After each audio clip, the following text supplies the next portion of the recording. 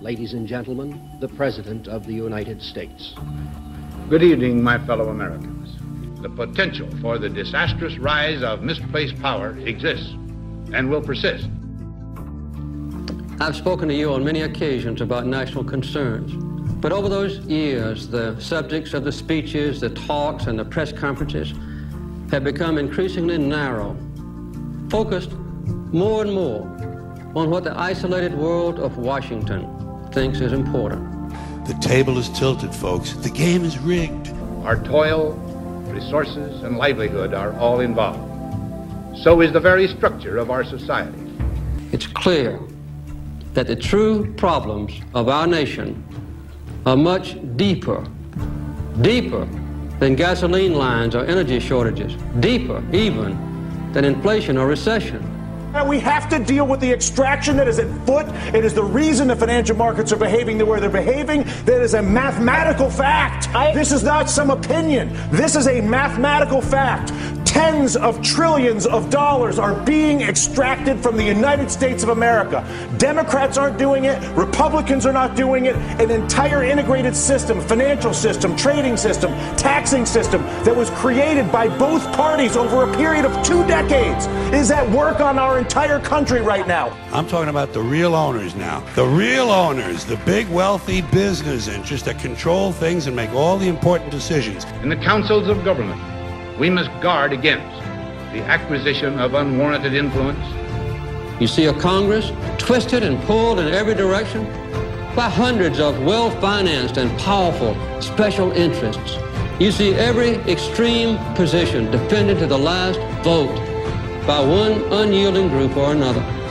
They spend billions of dollars every year lobbying to get what they want. People of the United States of America, your Congress is bought. Your Congress is incapable of making legislation on healthcare, banking, trade, or taxes because if they do it, they will lose their political funding and they won't do it.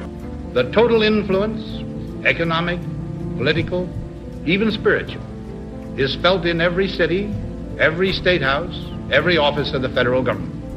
There is no policy that I can possibly see, no matter how brilliant your idea may be, or your idea, or my idea, or her idea, or your idea at home, is that idea will not happen as long as there's the capacity to basically fire a politician who disagrees with me by taking funding away from him. Is that a fair assessment? Money in politics is the root of all political evil. It is corruption at its worst. We must never let the weight of this combination endanger our liberties or democratic processes. We should take nothing for granted. Only an alert and knowledgeable citizenry can compel the proper meshing of the huge industrial and military machinery of defense with our peaceful methods and goals. We must face the truth, and then we can change our course. We simply must have faith in each other, faith in our ability to govern ourselves. Show this world that this is still a government of the people, for the people, and by the people. This is your moment as citizens. Seize it. Take the risk. Fulfill the oath of the citizen in the ancient city of Athens, Greece, some 2,000 years ago, when they said, I promise, upon my honor, to leave this city better than I found it. So I'm going to ask you today, are you ready to take that oath? If you are, stand up now, and let's take that. Stand up.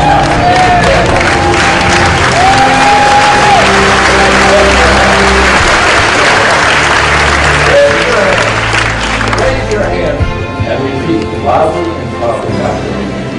I promise, upon my honor, to leave this city, stronger, safer, more sustainable, and more beautiful than I found it. Remember this promise in these long days to follow, because if you do and work at it, you will do something that is everlasting and truly historic. Nothing as long as you live will ever be more important. It's up to you.